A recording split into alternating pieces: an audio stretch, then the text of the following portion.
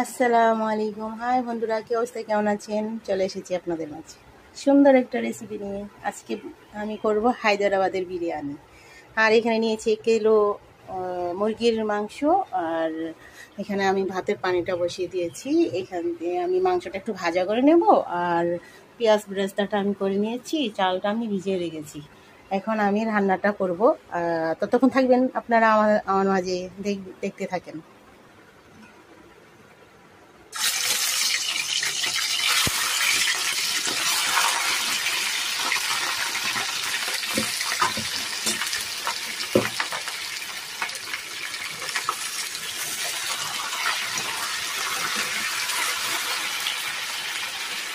এখানে আমি হলুদ ছাড়া মাংসটা ভাজা করে নিয়ে বলছি। আমি বিরিয়ানিতে হলুদটা অ্যাড করবো না।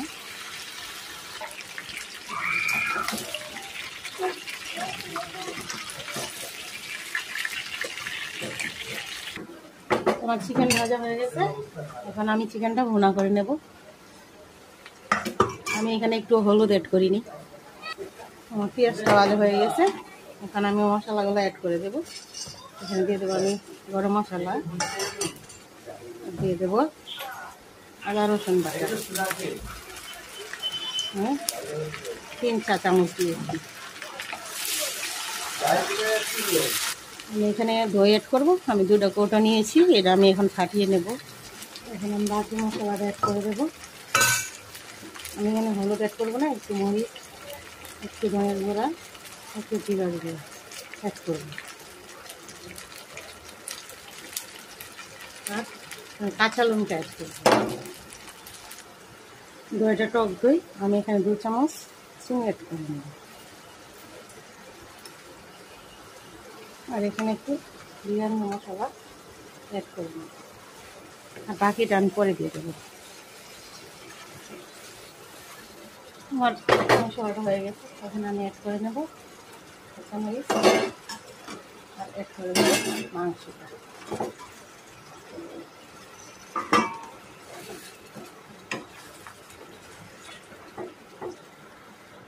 এখানে অ্যাড করে দেবো আমি 2 চামচ ঘি। দিকে ভাতের পানিটা বলো করছে, আমি চালটা দিয়ে দেবো।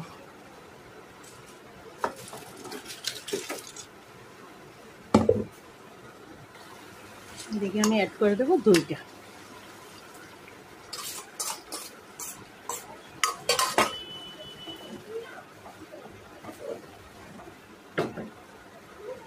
এখানে আমি দিয়ে দেবো লবণ। আপনারা আপনাদের পরিমাণ মতো দিয়ে দেবেন।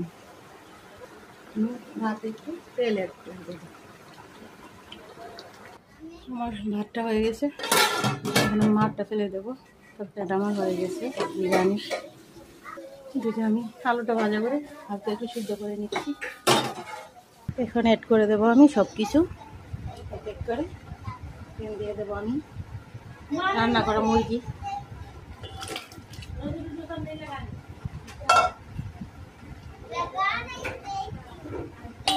দিয়ে দেবো আমি আলু,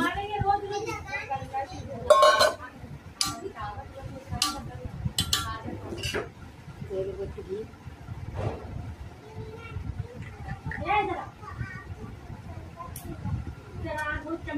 দিয়ে দেবো আমি ভাতটা একটু ফ্রুট কালার অ্যাড করে নিয়েছি।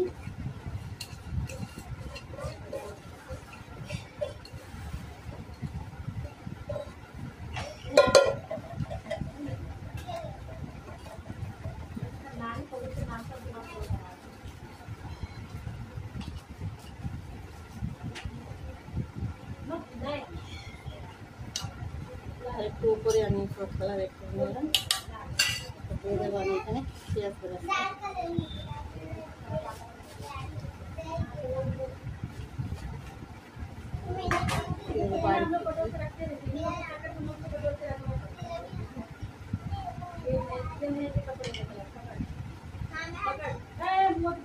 দিয়ে দেবো আমি এখানে আতস।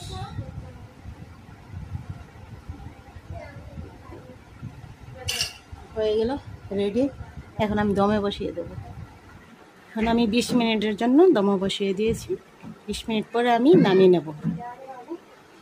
আমি চলে এসেছি আপনাদের মাঝে 20 মিনিট পর। হয়ে গেছে আমার বিরিয়ানি, দেখেন হয়ে গেছে আমার হায়দ্রাবাদের বিরিয়ানি। ভালো থাকবেন সবাই, আল্লাহ হাফেজ।